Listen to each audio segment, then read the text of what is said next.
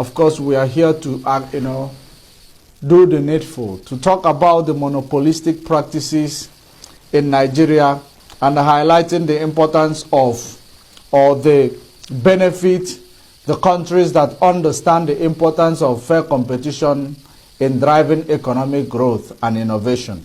Now think about it. In the history of Nigeria, we've been hearing about Dangote, his monopolistic act, in Nigeria, that it looks like only Dangote have access to businesses, such as we know what happened in the business of with him and Ibeto. We know, how Dangote climbed where he is during the time of Obasanjo. Now, I want us to understand the importance of fair competition because it helps to drive economic growth and create innovative society. Now in Nigeria, it is a country that does not understand such. If you go to Britain, who created Nigeria, if you go there today, you will understand they have organization that actually, make sure that there is equality in every sector. There is no monopoly in any sector. And no one holds monopoly to a particular business. That is what is driving the economic growth and innovation in Britain. But now, if you go to the United States, you will see there is an organization that makes sure there is equality in competition to foster growth and innovation in their country. And now, for you to understand how important it is for equality to come into any competitive business or any competitive industry in a particular country, if you understand the importance of it, creates an equitable society. Only Dangote that have access to businesses, such as we know what happened and Ibeto. We know, how Dangote climbed where he is during the time of Obasanjo. Now, I want us to understand the importance of fair competition because it helps to drive economic growth and create innovative society. Now in Nigeria, it is a country that does not understand such. If you go to Britain, who created Nigeria, if you go there today, you will understand they have something like organization that actually, makes sure that there is equality in every sector. There is no monopoly in any sector. And no one holds monopoly to a particular business. That is what is driving the economic growth and innovation in Britain. But now, if you go to the United States, you will see there is an organization that makes sure there is equality in competition to foster growth and innovation in their country. And now, for you to understand how important it is for equality to come into any competitive business or any competitive industry in a particular country, if you understand the importance of it, it creates an equitable society. People will have access to go into such industry without being fear of being prejudiced against or being monopolized by the big shots. So that's why in every economy that practice monopoly, any economy that practice monopoly, such economy does not grow. And having seen the external influence in Nigeria, because we are actually here to talk about the intricacies of this monopolistic act of Nigeria's system, which groomed Dangote to be above every other business or to be the first choice of anything that is being done in Nigeria. Now let's actually find the implications. Because if Nigeria is a one nation, if Nigeria is a country that promotes economic growth and opportunity, if Nigeria is a country that promotes equitable society, if Nigeria is a country that does not practice monopoly in some certain industries, you will find people defending the activities of Dangote. Because what we're here to talk about is the truth of the matter. If Nigeria is a country that is reputable when it comes to country that distributes economic opportunities and every other opportunity equally, I do not think that we are going to have this issue of Dangote emanating as we hear it today. Because as we all know, that we have external influence that is making sure that Nigeria does not have a refinery where they are going to refine their oil that is coming out of Nigeria. The aftermath of colonialism and the promotion of neocolonialism by the existing leaders that you have in Nigeria, which help them to achieve their goals, and the economic sabotage that we see happening in Nigeria. If you look at it, you will see it vividly that there is an external influence that does not want Nigeria to have a refinery. And those external influence has been supporting the monopolistic nature of Dangote all this while. But immediately when Dangote will make a move to actually bring something that might mitigate the importation of inflation into the country or into the geographical expression called Nigeria, then that external influence now will fight back because it is going to affect them. The monopolistic nature of Dangote they don't care about it. All they care is that the country must be in need of all things, serving the masters of British hegemony on them in want of all things. So they do not care if there is a Fulani man that holds the monopoly to every business that exists in Nigeria, be it manufacturing of cement, be it selling flour, be it selling rice. It doesn't matter to them. Be it selling wheat, it does not matter to them. But immediately when he introduced something that might stop or mitigate inflation importation through importation of products from crude oil that we shift outside, they will fight back.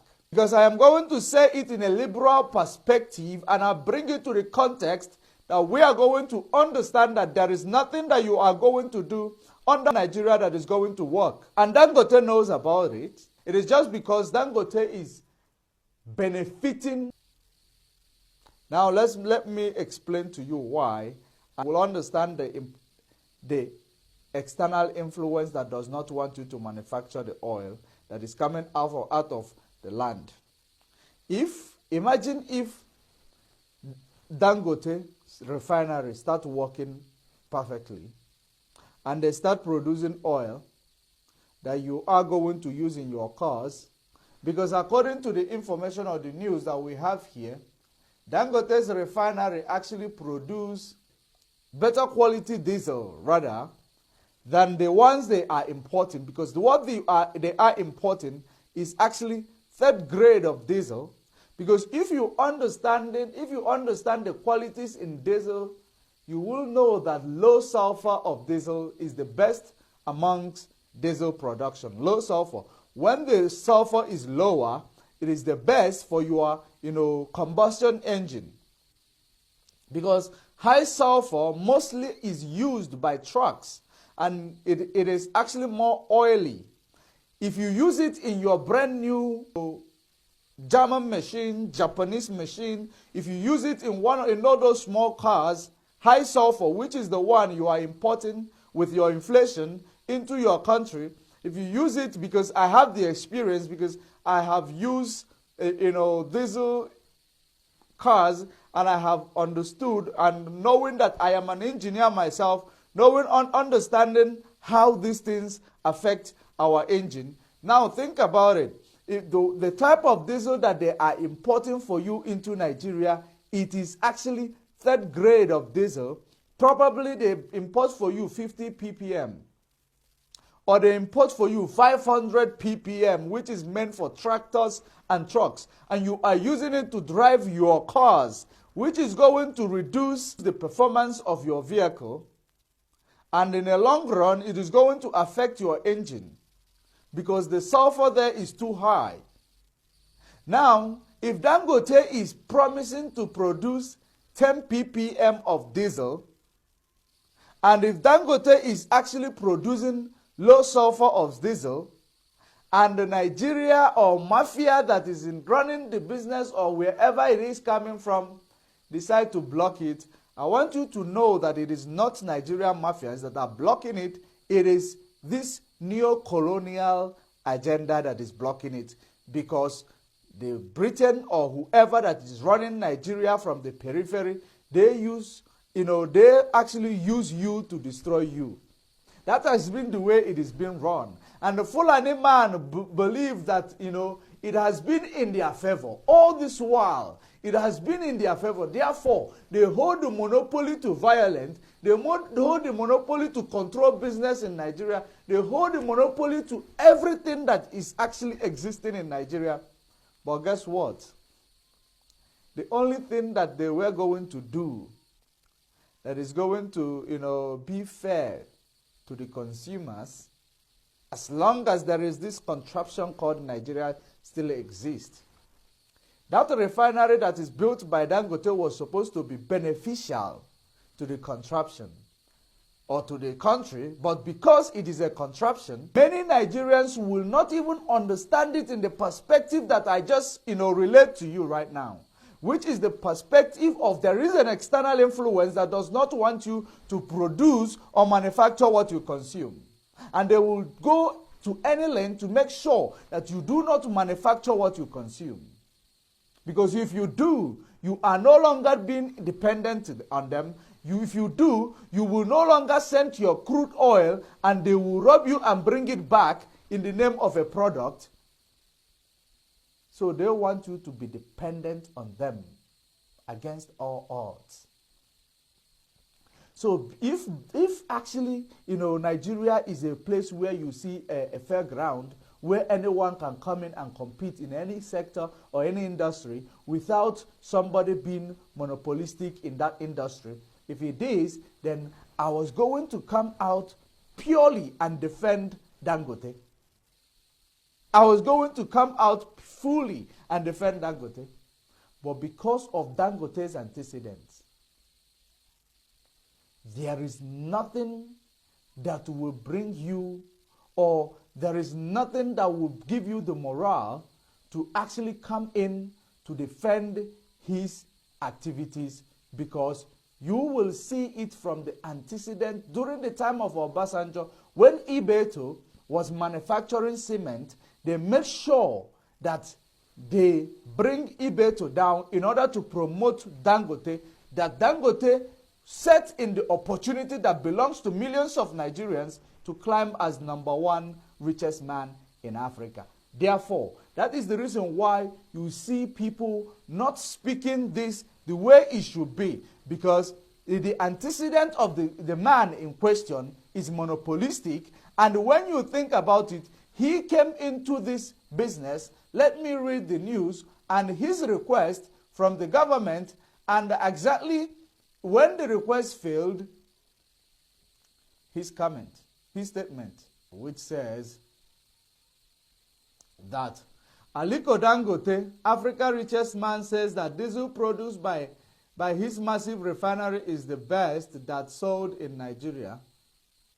Even as lawmakers consider a probe into quality of fuel in the country, tests conducted in his 650,000 barrel a day refinery lab showed that it produced with 87 parts per million of sulfur, while 2 imported varieties had tested in excess of 1,800 ppm.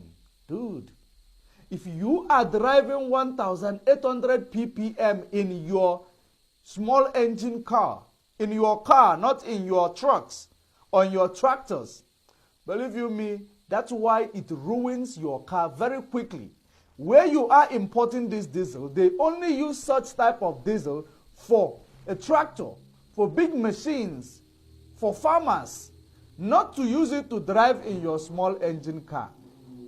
This is actually the reality of it. That's why when you drive a car in Nigeria or a diesel car, within few months, it will start smoking.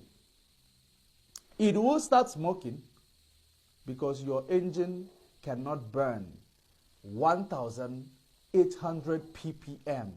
Dude, I was thinking it was 500 ppm because 500 ppm is the highest in the standard country that is used by trucks.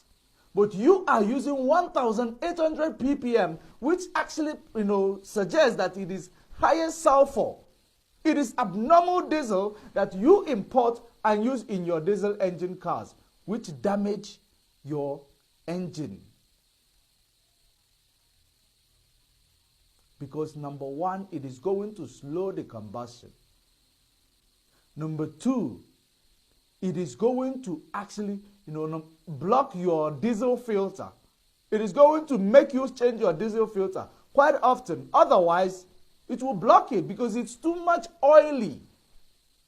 That is last grade of diesel. That's what they are importing, and that's what you are actually, making use of in Nigeria. Think about it. Now, the external influence which is sabotaging anything that will enable you to produce what you consume in Nigeria is the one at work. They want you to be importing their, wasted product because 1,800 ppm, it's like a wasted product. You cannot use it in a developed country to drive a car. It is not diesel because the sulfur is too much. Look at it. Now, if Dangote, okay, let's continue to see what is written in this news. Let's continue to see what is written here.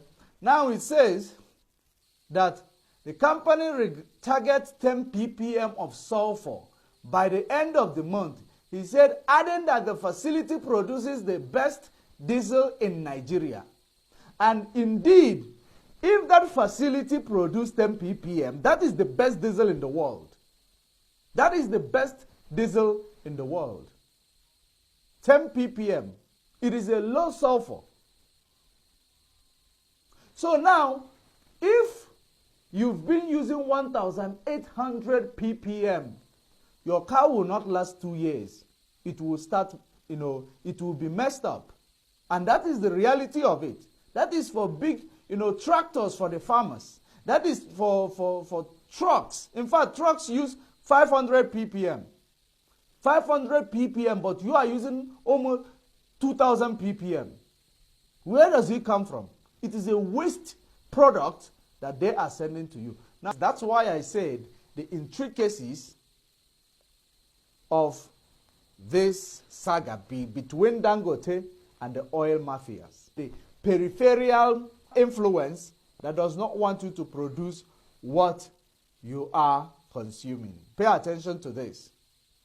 Dangote spoke after giving a personal tour of the lab to several Nigeria politicians, including Tajuddin Abbas, Speaker of the House of Representatives, who joined him at the briefing and told the reporters that lawmakers would open an investigation into the nation's diesel quality. Dangote has been battling with authorities on multiple fronts since the start of the year, from a raid by the anti-graft agency on his offices in January to allegation last week that he wants an import ban on diesel.